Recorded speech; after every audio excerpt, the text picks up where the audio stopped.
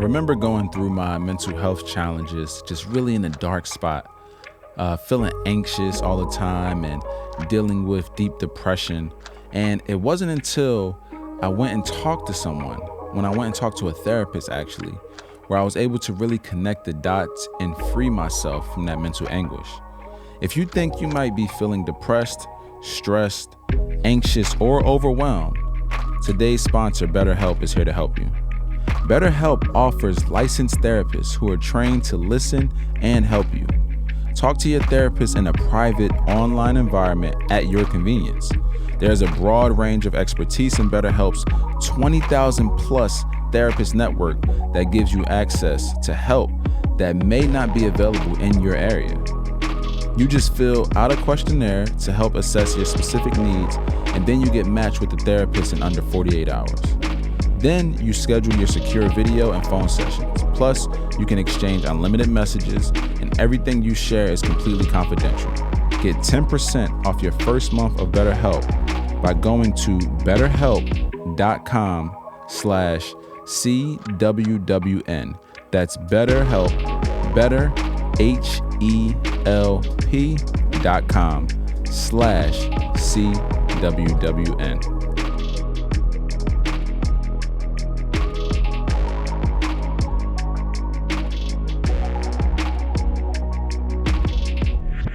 Hey, what's going on, y'all? Welcome back to another episode of the Change What We Normalize podcast, where we focus on breaking norms and disempowering stigmas by having powerful conversations that encourage resilience, mental wellness, and living in your purpose. And today, I'm super excited for my next guest. But before I introduce her, I want to go down a list of her roles and titles. It's incredible. Y'all know I don't never do this. But I had to break out the phone for this one because I want to make sure I honor everything that this incredible woman is doing. So she is a certified person-centered expressive arts therapy facilitator. That was a mouthful. I just want to let y'all know that was a mouthful. That was a mouthful. Nonprofit youth arts educator, wellness artist, expressive artist, movement artist. This is so dope. I just want to let y'all know this is so fire. So, ladies and gentlemen, without further ado, please help me introduce Shanina Dionna. Thank you. That title is a mouthful. I actually, when I got certified, I was like, so what's the simple way to say this, to share this when we go out and facilitate? Do we say the whole thing? Yeah, all of that. At this point, I just say I'm an expressive arts therapist and go from there. That's dope. And you know what? That's challenging too, because people come to us all the time. It's like, what do you do? And it's just like, I'm not going to lie, I hate that question. It's daunting, especially if you don't have clarity on what you're doing. Or absolutely. I've been doing this long enough, though. I've gotten it down packed. Right. I don't even go through all those No, you're just being. I just am. You're just being. And that's a tough thing, too, especially when you have like mixers and things like that. What do you do? And it's just like a lot, I guess. I don't know. What don't I do? Right. It's like, hey, you know what's more important? My name is Nate. How about that? Let's do that. That's more important. Let me introduce myself. You know what I mean? What's your name? So I think that's important. But first and foremost, I want to give you your flowers for just everything that you're doing. It's incredible. Thank you. I'm inspired and I'm honored to have you on here. So I just wanted to make sure I give you those while you can smell them. I think that's super important, especially for women, especially for Black women. I think that's super, super important. So I thank you and honor you for taking the time out of your busy schedule to come kick it with us here. We're super excited to have you. Yeah, likewise. I'm ready to have fun. Absolutely. So before we dive into the nitty gritty, because of course we want to hear more about you. We want to hear about your background, your story, whatever you're comfortable sharing. Sure, right. I like to do a little icebreaker, just to kind of break the mood a little bit. So let me ask you two questions. Okay. First one, favorite movie or show or TV show and why? Oh, man.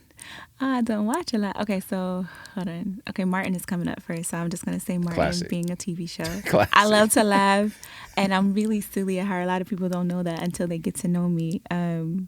Martin, he's one of those comedians who he just has this hilarious aura about him that he doesn't even have to say anything. He can walk on the stage and I would just be like, blah, like just die, because I know whatever it is he has to say is going to have me in stitches. So yeah, and I actually have an inside joke with one of my family members, my aunt. How can I make this short? So one year at a dinner part, a family dinner, Thanksgiving or something, my pop-up, her father was, doing the opening prayer, and she cleared her throat, and I just started giggling. I don't know, at the dinner table, and she's like holding my hand, like, stop laughing. Like, I'm just I couldn't hold it in. So once the prayer was done, the whole family's looking at both of us now, because it's like, why are you laughing? What's happening?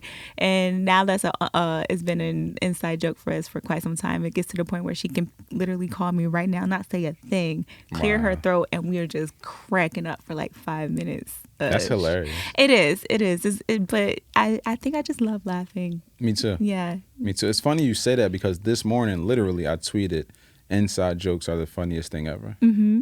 It's something about an inside joke. Yeah. And it's like you and like us in the room, we know it. It's like, yo, it's hilarious. It's special, Mm-hmm. and it, I don't know, it feels good. Laughter is good for the soul. So absolutely. And when you try to explain it to other people, it's like, you about to mess it up. I'm trying to explain it to you, and you just not get, like, that ain't funny to you, and they like. And if you have to explain the humor too, it's like, okay, you're taking away from. It's not the same. It don't hit the same. Yeah, and I also come from a family of like men, like hilarious men. My pop-up with the corny jokes, my brother with his humor, my father, my cousin Nigel, like this. Yeah, so the funnies is part of my love language, if you will. I love it. We need more laughter. That's a real thing. Yeah, we need more laughter. Life is way too serious. Mm-hmm. Like we don't laugh enough and like smile enough. Like way too serious. Mm-hmm. And let me ask you this: did you see the Martin reunion?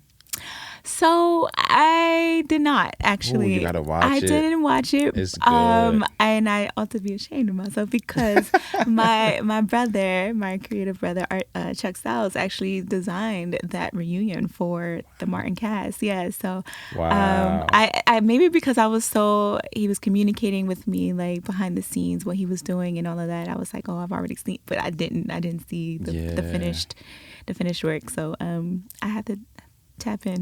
Yeah, you got it. It's hilarious. I'm not gonna lie. I sat down and watched it one day, and I was like, "Yo, this is mad funny." Like, it's mad funny, especially when they go behind the scenes and they talk about when people are laughing on set. Mm-hmm. So I went back and started watching the episodes, and I'm like, "Yo, they laughing mad hard on set." Like I never noticed it. Yeah. Like they were trying to hold it in, the laughter. So I'm like, "Wow, that's incredible." And it was a special moment. And Martin's a classic, so that was a great choice. Let me ask you this next question, and then we'll dive, a little more into the pod. Yeah.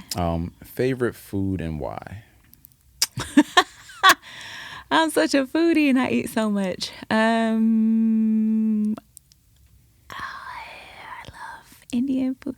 I love Indian food and like Ethiopian food. I love spice. So spicy, like Ethiopian food, Indian foods, curries, curries and jerks. Those do it for me.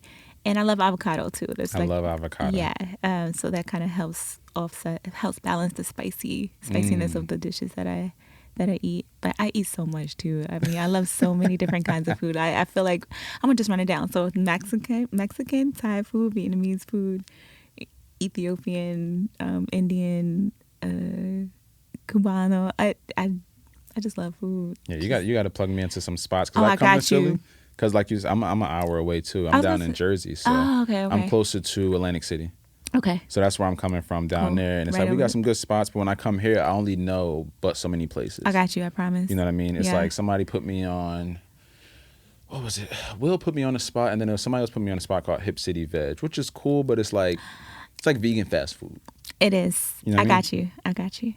No disrespect, Hip City Veg. Yeah, no, you know absolutely. They've sponsored me. No, I'm joking. Well, they've sponsored my Art Buds program. Oh wow! Yeah, they've donating catering for our end of term class parties and class. So yes, shout out to Hip City Veg. Dope. But there's so many more. I'm happy to share. Yeah, please do, because I'm always lost. I'm like, I'm gonna just go home. Yeah, I literally just go back home over the bridge. I'm gonna just go home. And cook. There I don't feel like it, but I'm gonna just go home and cook. So yeah, definitely got to put me in, because I'm a foodie as well.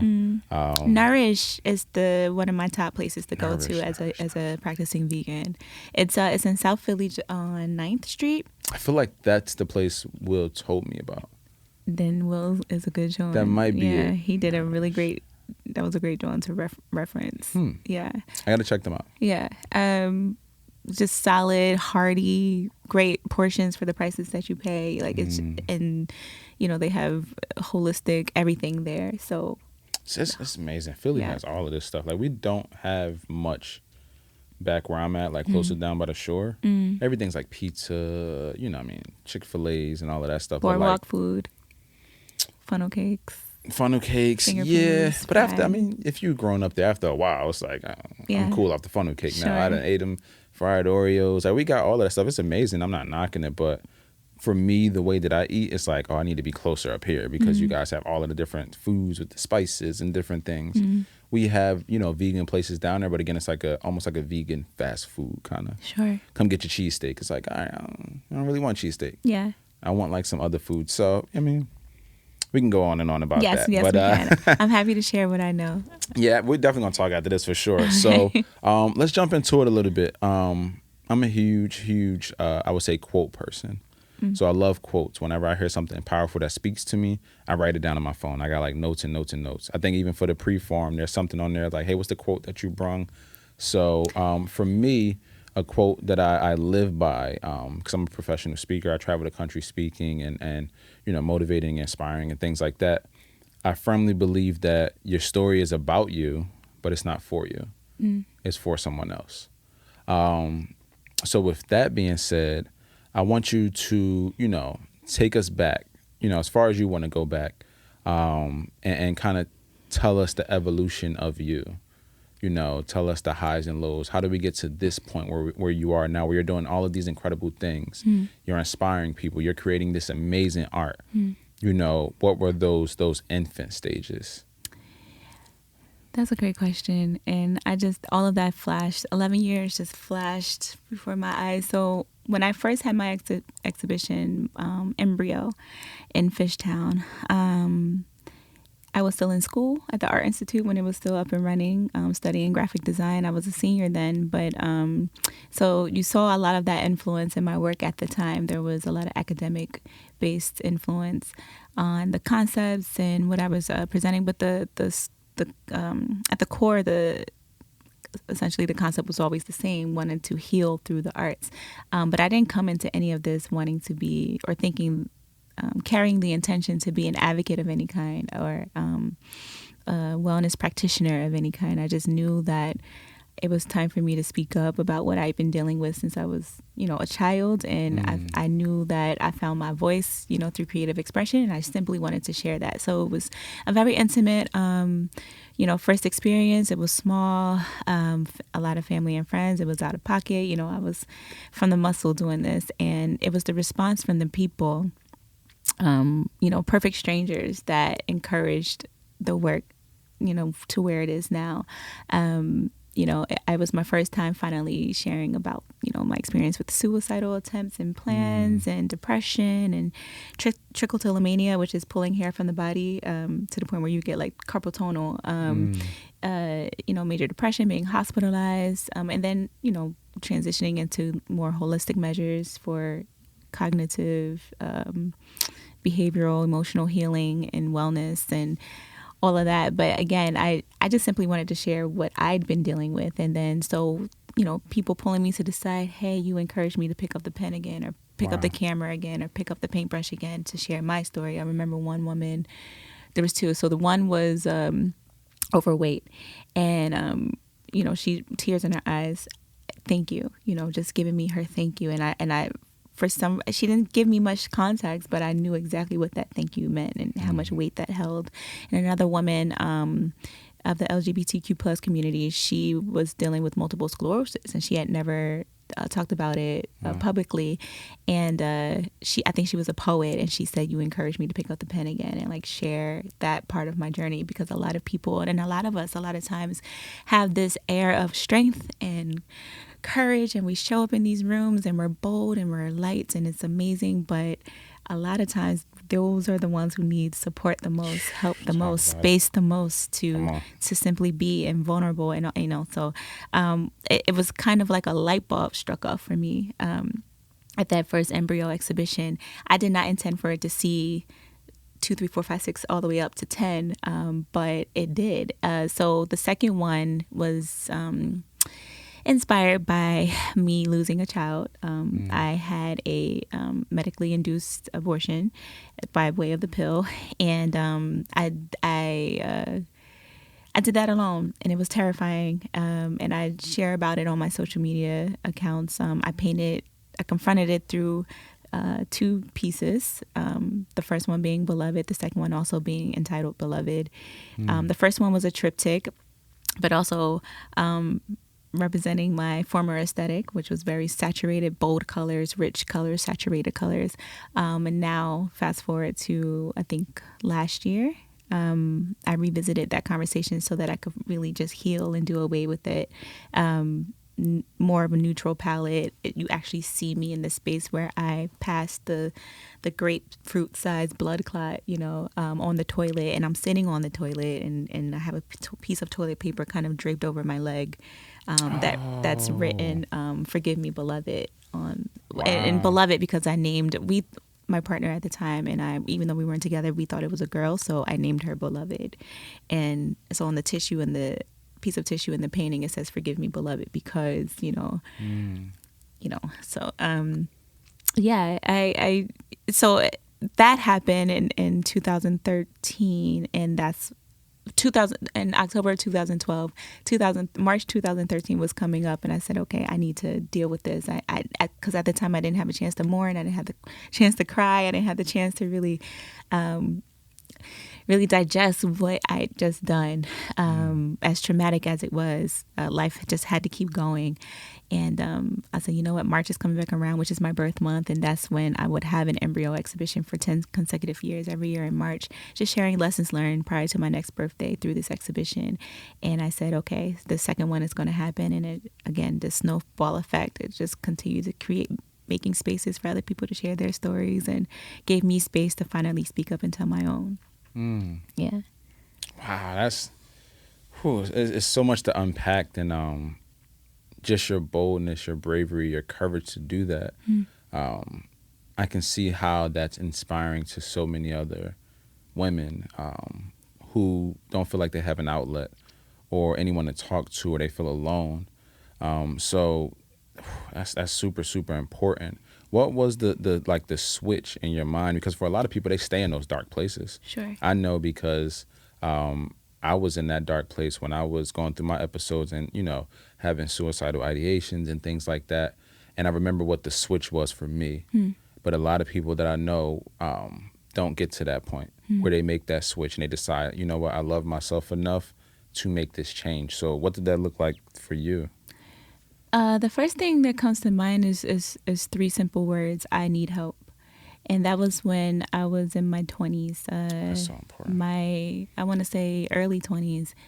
I was in a relationship, and they were like my mirror, that, making me see things about myself I did not want to see, I did not want to confront. And I think it got to a point where I saw how my actions were negatively influencing the relational dynamic of that partnership at the time. I think I just got to a point where I was fed up, and I needed something to change. Otherwise, I'm not going to be here to see it change. So I need help was, what kind of boiled over for me. And then actually, and I've shared this publicly before, I went to go for a routine checkup with my family doctor. And she had been with me since I was 16. She's been with me for a long time.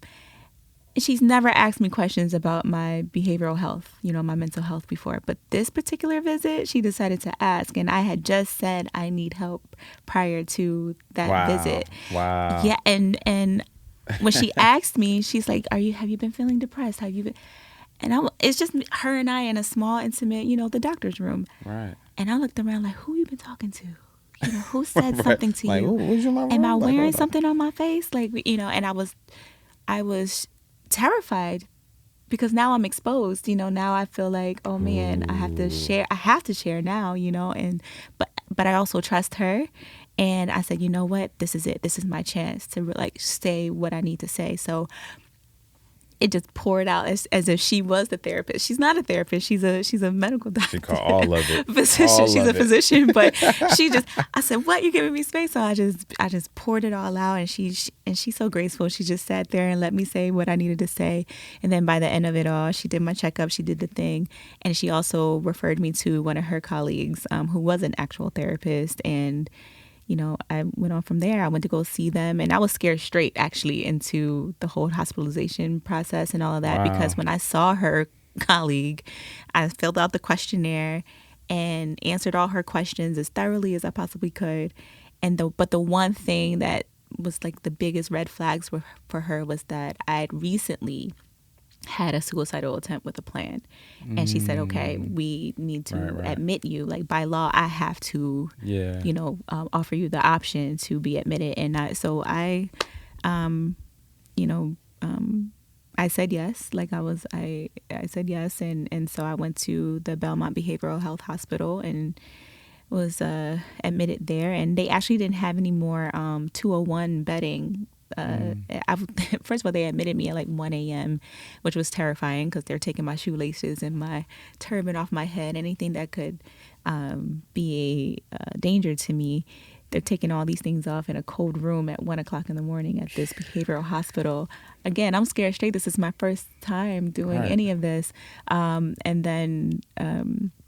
But because they didn't have any bedding or rooms available in the 201 sector, they 302'd me. So I'm with the homicidal patients. I'm with the schizophrenic patients. So what's the difference in the levels?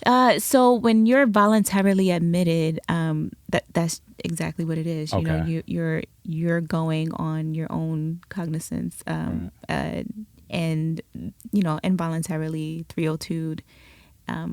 You're not volunteering to be there, but you're admitted there anyway because you need to be there. Right. And I was, again, there was no more bedding in 201, so I was 302'd, and it was terrifying. People who didn't look like me, who didn't act like me, but we were all there for the same reasons. And I remember going to bed thinking, I don't deserve to be here. Like, I don't need to be here. I need to talk it out. I need to, I don't need this.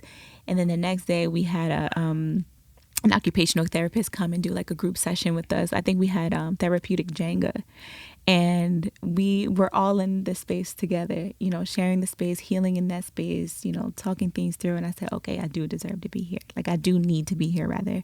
And I remember in one of the rooms, there was a poster of like, middle-aged white people smiling, young black athletes smiling, and everyone in between just smiling, looking like they have it all together. And the question they posed in the middle of the poster was, which one of these people do you think is battling depression or something like that? And in fine print at the bottom, it said all of them, like each and every one. Oh, I like that. And it struck me. It said, okay, this, mental health is no respecter of person. It can literally affect anyone at any age, any ethnicity. And, Nina, you might as well, talking to myself, you might as well take advantage of this opportunity to heal and gain something from this experience. Because I was terrified. Like I said, I was like, I don't want to be here. Terrifying. I don't want to be here. They're screaming in here. They're like the nurses and assistants are holding people down, and I'm like, I don't need all of that, But yeah, and so I remember being released and coming out and looking at the world around me. If you don't mind me asking. Yeah, just for the weekend. Oh, just for the weekend? Yeah, okay. Just for the weekend. They wanted to have me there longer and on medication. I'm practicing vegan, so I decided to opt out of the medication. But I've always been that way. I understand, the benefits for sure. For some. For sure.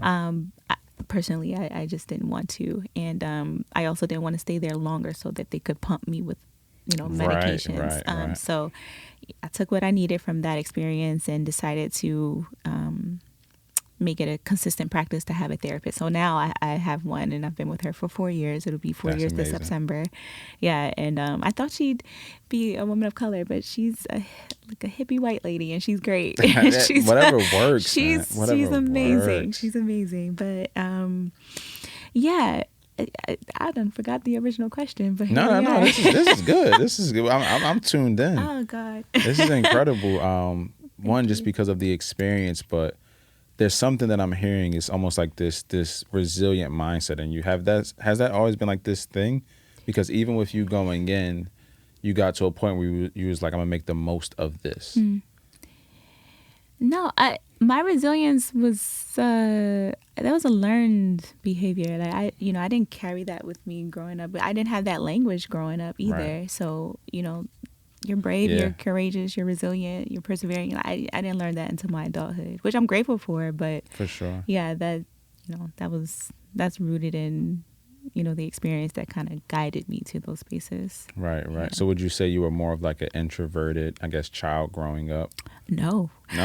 So I just recently had this conversation. So you have your introverts, you have your extroverts, but then there's a sweet spot where there's an ambivert, right? You're literally 50-50. I've taken multiple tests and I'm one of those people who are in the middle. Yeah. So I can turn it on and I can turn it off. If anybody's hung out with me, I can be pretty lively and in the middle of the dance cipher battling and all, and then there's other moments where I'm just like, I need my solitude. I need quiet. I need space to think. Right. Yeah. So that might be me. It's a lot of us than we think. For a long time, I thought I was just introverted. Mm-hmm. But I do have a switch that I can click on and it's up. Yeah. I mean, to do this, to do this line of work and even to do what I do now, it's just like, Yeah.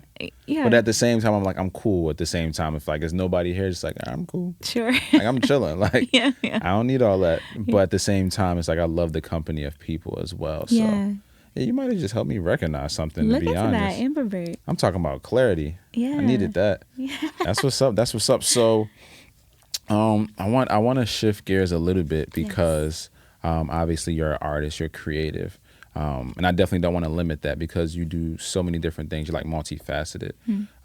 For self-care now, outside of I would just say therapy and things like that, what does that look like for you now? Movement is the first thing that comes to mind. Movement, and I use the term movement intentionally because for people who don't pride themselves on being dancers per se, right.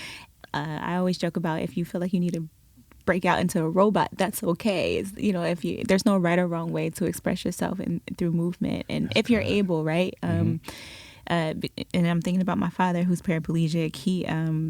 He was always a mover too. He was always, moving and dancing, and now he's in a wheelchair, but he still finds time to be like, get them shoulders moving. Come on. The head is bobbing. I love it. But movement has always been a release for me. And again, I didn't grow up with the language to say, oh, movement is a release. Right. But I have that language now, and I realize I go to this it's this transcendent experience, it almost existential, if you will. I'm brave there. The inhibitions are fleeing, they're just kind of melting away. I think I feel most myself when I have the space to simply just free up and move, and there's no right or wrong way. So if it looks like jerking like this, or you want to take up space and just kind of glide across the floor, and or if you want to jump and scream and yell, like whatever that looks like, that's part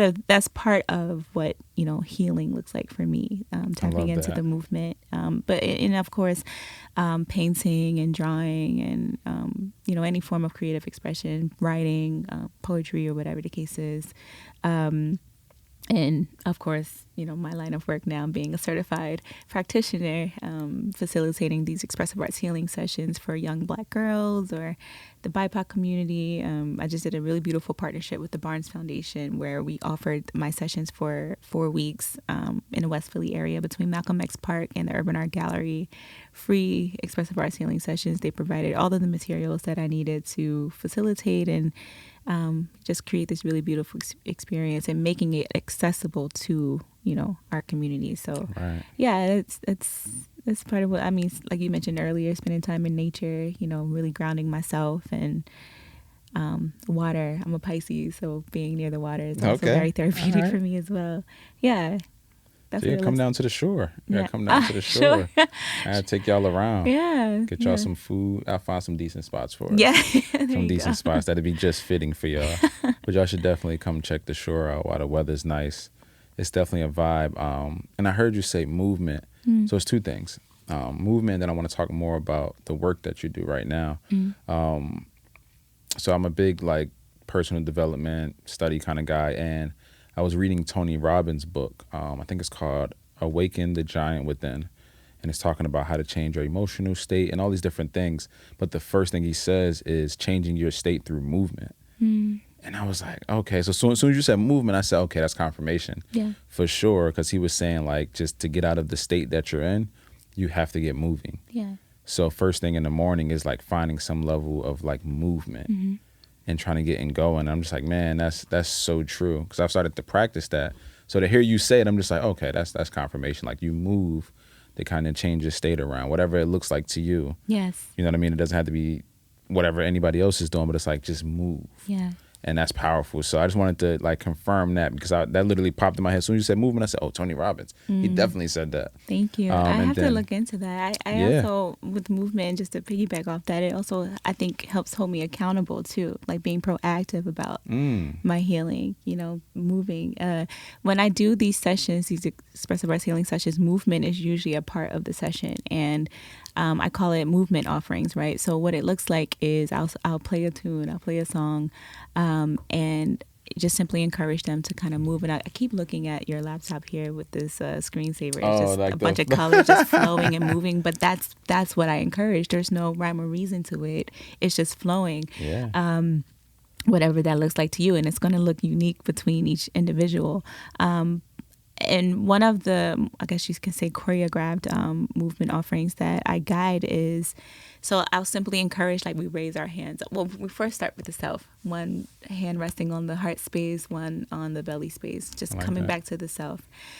And then, breathing here, grounding here, raising up, honoring the Most High, however you want to identify, this upward motion, honoring your highest best self, your God, whoever, right? And then going down low and kind of grazing Mother Earth or the ground that your feet are planted on, honoring the source, honoring the root, coming back up, taking a step forward, paying it forward, paying whatever it is that you're paying for it, just paying it forward, understanding that we're all in community together. We're all, we're not alone. Because I know a lot of times when we're dealing with mental health issues or we think we're walking it alone, this is just my lot in life. Like, yeah. And that was me. And I'm speaking from experience. But until I spoke up, opened my mouth and started to share, oh my goodness, how much it was a common conversation that people were willing to have, that they weren't having. They didn't have the spaces to have. But then, okay, yeah, so you pay it forward and then you come back.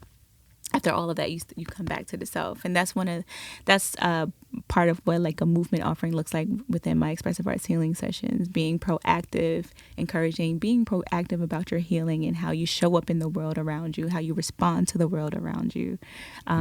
So yeah, when you mentioned Tony Robbins, his Tony book, Robbins, yeah. I thought about that accountability element that I connect to this idea of moving and being proactive. That's good. It's a certain level of, it's like just being aware. Yeah, is what it brings me absolutely. to. And he talks a lot about that. And then also for me, I'm certified in Baptiste yoga. So, yeah, I know. The swag, you wouldn't even know what the swag, you know what I mean? Just high and like super, I'm joking. Oh, we love to see it. So yeah, I've been certified since. Okay. This has been a few years now because I had my own. I wasn't ready for fitness that. studio. I know, it caught you off guard, didn't it? It did. I love that. Yeah, I love to, throw it out there every once in a while. But no, what I learned through that, what I came in my mindset, because I'm an athlete, so my mindset's like, I'm gonna just get stronger, I'm gonna do this. But it really taught me a lot on just like self-awareness. Yeah. And it was like really disconnecting from everything like that was around me. So we would be in these rows and circles and things, and it was always like the focus on your mat. Like you look over, homegirl over there doing a handstand, like she's getting busy. Sure. And you over here struggling, in the eagle pose. Yeah, everything's shaking. And you keep looking at her, and it's like, stop looking at her. Yeah, there you go. Like what you both are doing, it doesn't, like, what she does doesn't dictate what you do. Mm-hmm. This is all, if you just sit in child's pose the whole class, if that's what you need for today, that's what this is. Mm-hmm. And it really just, I learned so much about myself through that process. That's beautiful.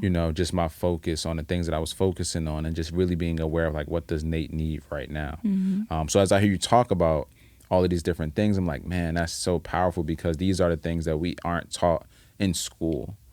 And it's actually like, this is like stuff we really need. Absolutely. You know what I mean? We Yeah. really need everything that you're teaching. We really need emotional intelligence. We really need decision-making classes. Like, these are the things we need, but they give us all of this other stuff. You know what I mean? I don't make this public knowledge typically, but I'm actually in conversations with the Philadelphia School District because I've been for the last couple of years been pitching my expressive arts healing to like cultivate it within the inner city public school curricula. Seeing how we can make this available and accessible to our youth, because it is a necessity. There's still a very strong need for it. And it's not easy. They're not making it ezy for me. No, it's a bunch of hoops and loops and backflips. Oh God, the politics, the red tape is ridiculous. Wild. But I'm 11 years in, and I don't see me backing down from that challenge. So, and then also, you mentioned looking over at homegirl doing the handstand, right. I might be in child's pose. So that made me think about, because you mentioned earlier about a quote. And the quote that came to mind for me just now is "move at an honest pace." That's one of my biggest mottos that I love to live by. Move at an honest pace. Your journey is not going to look like someone else's, even if you're twins. You know what I'm saying? Like, it's something different. Yeah, and but honor that, own that. There's power in that. And your unique difference and your uniqueness. There's so much power there, and I understand living in capitalistic ass America is going to be really challenging to not get caught up in keeping up with the Joneses and all of that, but just listen to the self, honor yourself, listen to your body, like all those things. Right. Being aware, move at an honest pace. That'll take you much further. So is that how, because we live in this world where everything is so fast-paced, social media driven, highlight driven, is that quote, moving at an honest pace, is this how you almost like disconnect from that? It is. And that's tough. I didn't know that about myself at first. Okay. I had to learn that. I kind of had to build that muscle up here. Because that burnout is real when you're trying to like keep up and do all the things and try to show up chasing perfection and all it. I'm reflecting on those times when I was kind of stuck in that loophole and going in circles. My God, it grinds my gears, and that's one of the things that really helped me, like pause, reassess. Okay, and then now you can. If you need to reroute, trust the reroute. If you need to redirect, trust the redirection. Wow. And it's taken me way further than if I had stayed where I was. Yeah. It's like I want to encourage people to free themselves from that. But it's so addicting. You know what I mean? Because I know I was in that for a long time. And I was telling you prior to we turned the cameras on about my whole burnout situation and trying to keep up and trying to make it happen. And it's one of those things where it's like, man, how do I disconnect from this need for approval? Right? And we all know, like, social media, for the most part, what we see isn't necessarily real. You know what I mean? It's like, okay, your life ain't this perfect every day. Like, we're not going to act like you woke up like this all the time. It's like, for you, how do you, utilizing these platforms, how do you still, all right, let me back it up. How do you, I would say, encourage in a way and let people know the reality of like who you are? Like, because when I go through your profile, when I see your different things, you aren't a person that's just showing me the highlights of everything. Like you're really articulating a message and you're being your full self. Like who we see on there and who I'm meeting now is like, okay, these are the same. These are the same people. And some people, it's not the case. I think having clarity on purpose, intention, your truth, I think having clarity on those things really helps make the rest of it easy. If you don't have clarity, then you're gonna look and feel like everything else around you, because now you're a sponge. You're just soaking up. You're just soaking up and regurgitating in a sense. You're soaking it up and then wringing it dry. Oh, I like that. Projecting, reflecting back what you're soaking up. That's a bar. But if is it a bar? That's a bar. Mike, you get that? That's a bar. So if I use that in an engagement, I'm definitely quote you like, yo, that's a bar. No, but visually, that's just what comes to mind. So I think if you have clarity and, on intention and your purpose, I think it makes everything else, it makes everything else easy. Everything else aligned. You attract what you're supposed to attract and kind of sift through what is it meant, you know?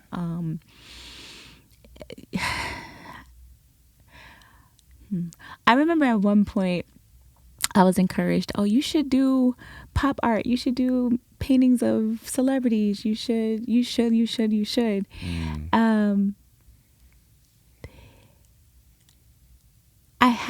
I didn't feel compelled to go that route, even though I probably could have made the dollar. I could have, it could have been lucrative for me. I can paint, I can reproduce something. That's fine. But it just wasn't feeding me, the creative, at the end of the day.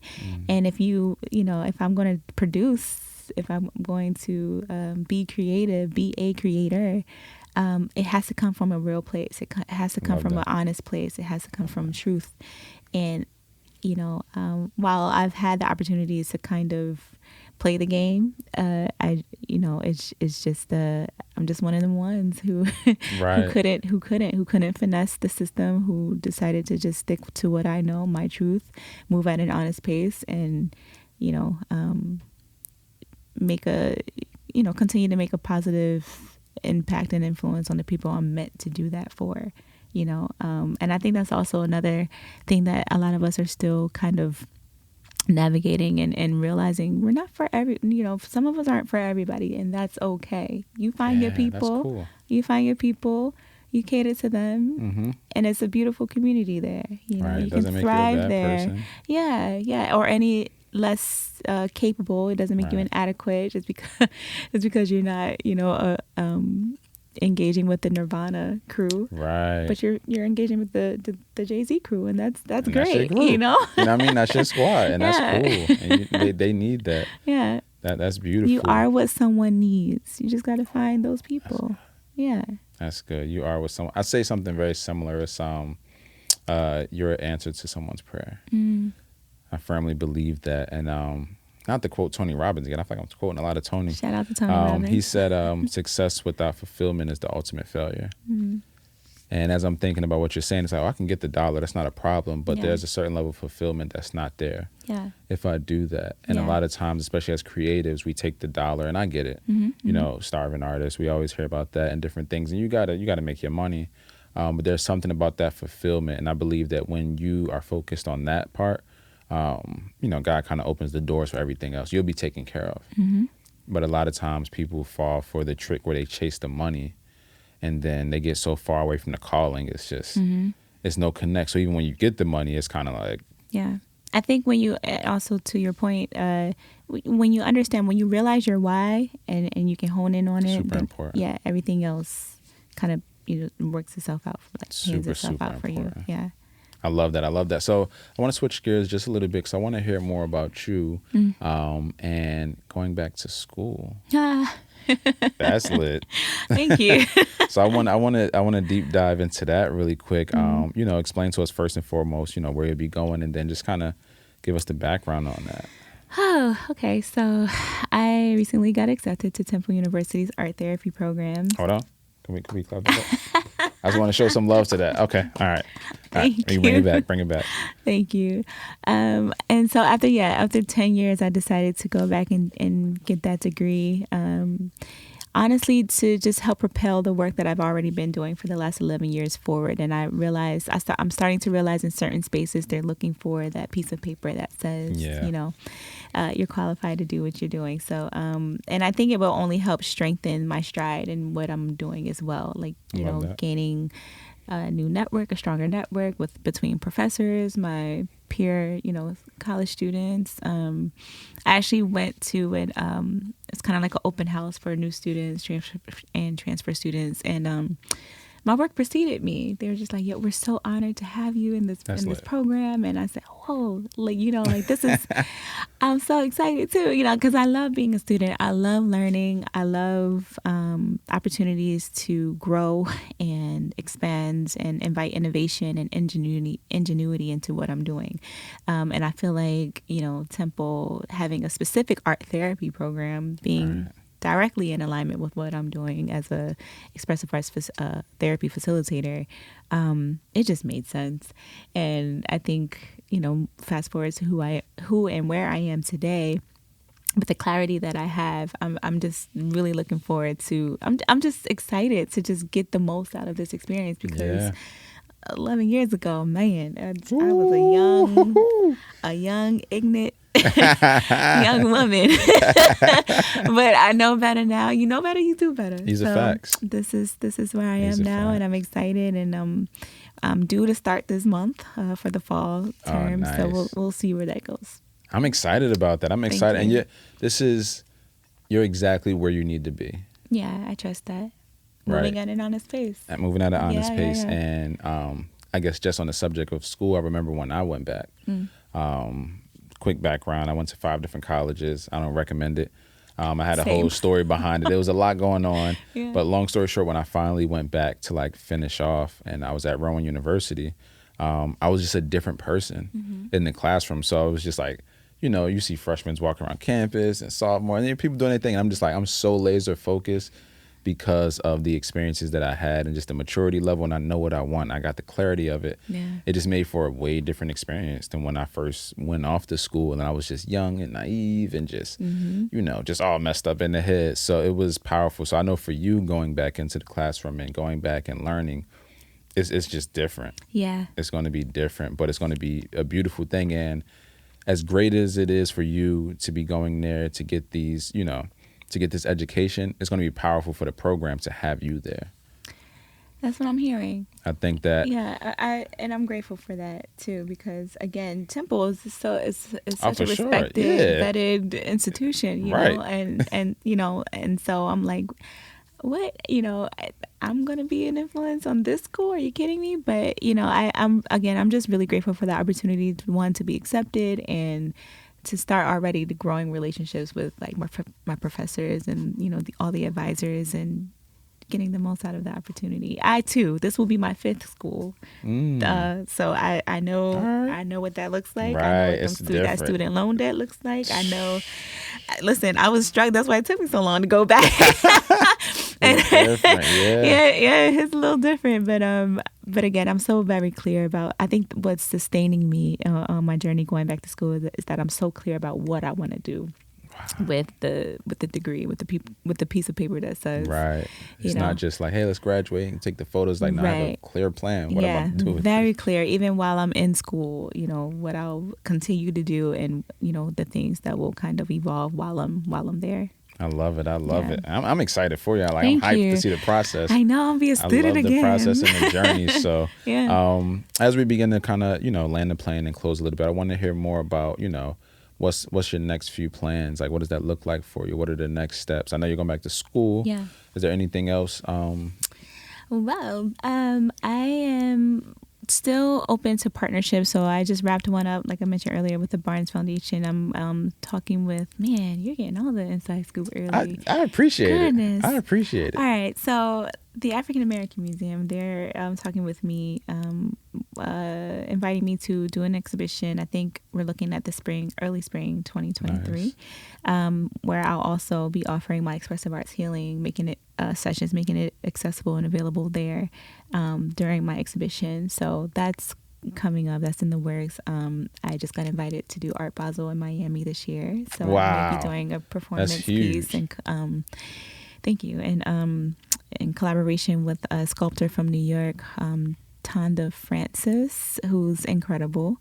She has something going on in one of the venues down there, and was looking for a performance element to her presentation, and asked me. So, So dope. that's looking like December 3rd. And Art Buzz is up and running. For those of you who don't know what that is, that's my youth arts program in West Philly at the Urban Art Gallery, 52nd Street. And we're in the middle of summer, 8 weeks at a time. I don't plan to shut that down when I start school or do, it's year round, 8 weeks at a time. So that'll be up and running. Yeah, I'm Wow, you get into that. Look, that was more than enough, actually. There. You got an exclusive. Yeah. Wow, that's incredible. Thank you. That's incredible. You're doing some amazing things. And then, like you said, going back to school on top of that, it's just inspiring. I'll say that. Like, I feel inspired, honestly. Thanks, Nate. Honestly, that's dope. So before we close out, you brought a few quotes with you, but you did share one. Okay. So I want to share this other one, and I kind of want you to explain what that means to you. Sure. Let me see. Let's see. I love consistency is key. That was one that you brought with you. I would love to hear more about what that means to you. First thing that comes to mind is this idea of habit. I if you Google it, some people have this idea that for anything to become a habit, you have to do it consistently for 21 days or something like that. Right. So with this stride, I'm 11 years in, but again, I didn't see it becoming 11 years. Like Right. I didn't see that at first, but the consistency was where I started to see these beautiful manifestations of positive impact on youth, on people who didn't look like me, white, black, Asian, whoever, people who were older than me. Like, they're gaining something from what I have to offer, but that came from consistency. I was doing all of this from the muscle, without help, without support. 4 or 5 years into it, I started to get support from entities like the Department of Behavioral Health and of Intellectual Disability Services, and they're actually an ongoing partner of mine, where they, they'll come to an embryo exhibition or any event that I do. I provide free mental health screenings on site during the exhibition, and also provide free resources if you choose to seek help. Like, consistency helped me get to those spaces, helped me get to those kinds of partnerships, that kind of support. And a lot of people think you step your toe in the water, and no, you got to be consistent with what you're doing. So it is with the nourishment of the self. You want to make sure you're strong enough to take on the work. You got to nourish yourself. You got to hydrate yourself. You have to rest. Consistency, I think, for you really is a broad spectrum where that applies. Where consistency is key. That's so good. Yeah, think of a plant. Well, okay, this plant is not alive. These are not alive at all. This They plant will live is a fraud. but say it was real. With consistency, watering it, you'll see the. Come on. I'm like, man, we're gonna leave that plant Right. for now. but I know you catch my drift. Consistency, it applies. That's so true, and I live my life in that way. You can't be clean, based off of yesterday's shower. It's like you got to consistently take one today. That was a bar that just came to the mind. I want to let y'all know. That's the freestylist. That was a bar right off the top. It was done. Like, ooh, well okay. Done. I'm proud of you. You know what I mean? Right off the top. So, no, it's been a major pleasure. It's been a major pleasure. And before I let you go, just a signature question for the show. As you know, the name has changed. What we normalize. And it was birthed out of frustration for me. I was at a Stop the Violence march, and there was a lot happening in Atlantic City, the area where I'm from, and it was a lot of like teen murders and things like that. And they were asking me to speak at these different events, and it got to a point where I got frustrated with going to the events because I felt like there was a lot of like political stuff involved. And I'm like, man, these people aren't really on the ground. Like, y'all walking right past these teens every day. Nobody says a word. So for me, I was like, man, I'm not going, but I decided to go. And I also decided to speak, and it just came out of my mouth. Mm-hmm. It was just kind of like, we need to change what we normalize. Like, and I just kind of started going in. It was just like 20 minutes of me just going off on the mic, and it was like, oh. But it stuck with me. It was something about that phrase, that quote, change what we normalize. And then obviously I created the podcast and things like that, but I allow people to apply it to their life how they see fit. Yeah. For someone else, it may be a health thing. You know, you need to change what you normalize to take care of your health, to take care of your family, to rest more, to take care of your mental health, whatever that thing is for you. So I want to ask you personally, what does change what we normalize mean to you? Yeah. Well, firstly, thank you for that. And thank you for this beautiful opportunity to be on this podcast. It is needed, and I'm grateful to support you. It's a pleasure. Yeah, Thank you. along Thank your you. journey. Accessibility is the first thing that comes to mind. Change what we normalize. So this idea that, you know, these opportunities, these resources are not available to us. They are. You just have to be exposed to them. And I'm in the business now of paying those resources forward so that we know that we're cognizant that, hey, this option, alternative option is available to us. And, you know, I'm an artist, you know, I'm not a doctor. I do what I do, you know, through creative expression, but that's my way, right? Moving at an honest pace, being true to my approach, to gain, helping our community gain access, you know, to these resources. But that's the first thing that comes to mind. Because a lot of times I ask my community, you know, what do you need? Like, what is it that you want to know? Why aren't you seeking professional help? You know, because the stigma is still very real. A lot of people won't go to that clinic. They won't go to that therapist. They won't go to that church. They won't go to that doctor. But maybe they'll come to an art exhibition. Maybe they'll come to, you know, a creative experience and find it more palatable, that stride to seek help and be confident in that, and not, you know, have this timid, like, oh, you know, there's something wrong with me. You know, just giving yourself a chance. And so changing what we normalize, changing that narrative is, you know, I think that's what I'm in the business of at this point. So I love that. Yeah. I love that. And I can go on and on about just all of this, and just way, like you said, you're making it more palatable for them in that form. Because like you said, there, as much as it's becoming a more of a conversation now, there's still so many people who just, again, the stigma is just too strong. Yeah. I don't need that. I'm not crazy. I don't need this. I'm not talking to nobody. You know what I mean? I think about my father, who I love dearly, right? He's a middle-aged Black man. I can see him now talking about he's young, you know, and vibrant, but he's 57 now, and a very young 57. I have to give him that. Oh yeah, he's super cool. Sure. You can't tell him nothing. But for a very long time, he was anti-therapist, anti-help, you know, just you're the one with the problem. I don't need help, you know, that kind of thing, and him consistently coming to my art exhibitions, being exposed to those resources, having access to these different ways of healing, he decided to finally get his own therapist through Black Men Heals, based here in Philadelphia. I love it. And when I tell you, I was like in tears, and I wanted to twerk, do a cartwheel. I wanted to do everything, because for so long it was such an uphill battle.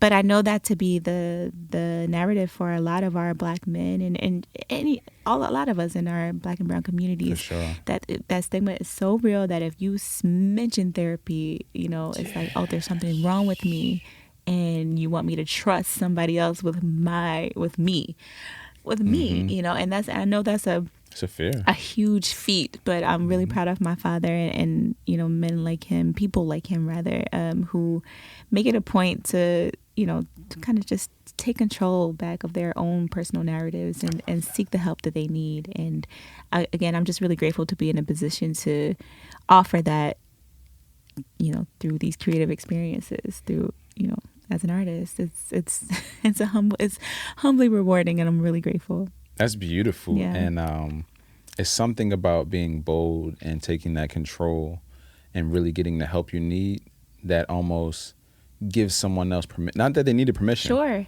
But it almost gives someone else permission to do the same. They're encouraged. So I'm thinking about now another Black man in my life, my brother, my little brother, who's 33 now. Okay.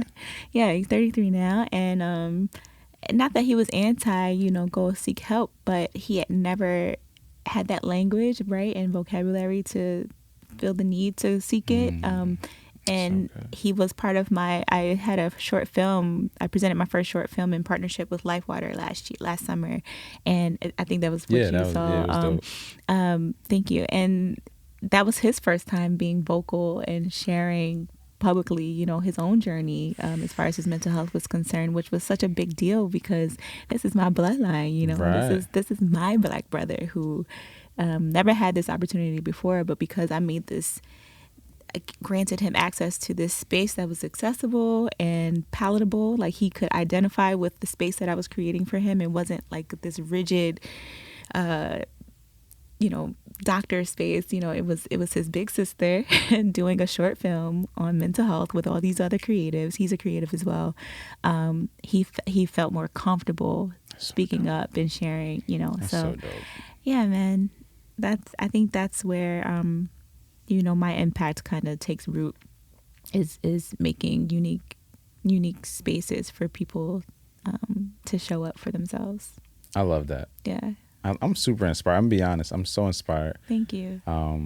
Just by all of that, because it's very similar to me and my family, being that I was, you know, the first one to really step up and be like, you know, I need help, and I'm going to get help. I'm scared of help. I don't know what help means, but I know I'm tired of being on this side because I know what this pain, torture, and all these things feels like. Absolutely. And years later, I'm seeing like my dad is going to therapy now.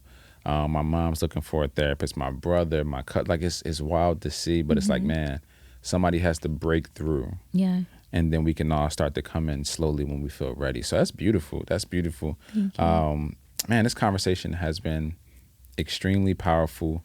And again, just honored to have you in this space with us.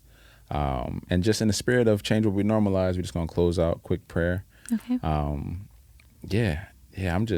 full right now.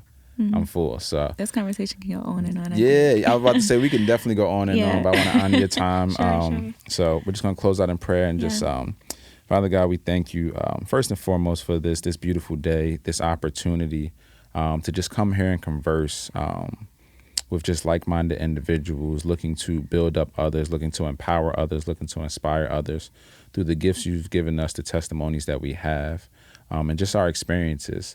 I just want to pray right now specifically for Shanina and just all of the incredible things that she's doing. I pray that your favor will be over her life, that you would continue to show her grace and mercy, that you would continue to provide her with the motivation to continue to push forward because she's opening doors that need to be opened. She's inspiring people who need to be inspired.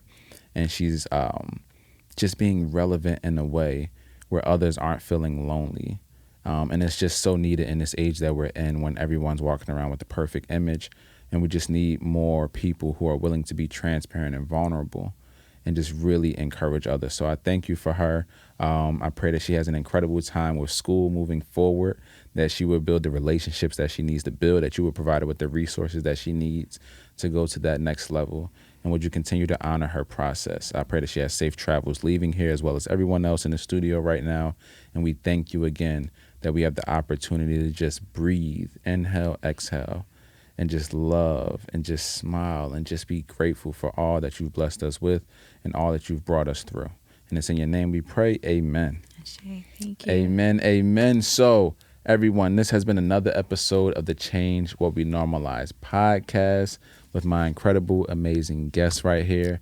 And look, make sure that y'all subscribe, like, share, leave a review. Make sure y'all tap in with our sponsor, BetterHelp. Again, just continue to support what we're doing as we continue to bring value to you. I'm going to continue to bring amazing guests, as you can see. People who are really doing the work, who have a heart for others. That's super important to me with integrity. So I love y'all. And until next episode, peace.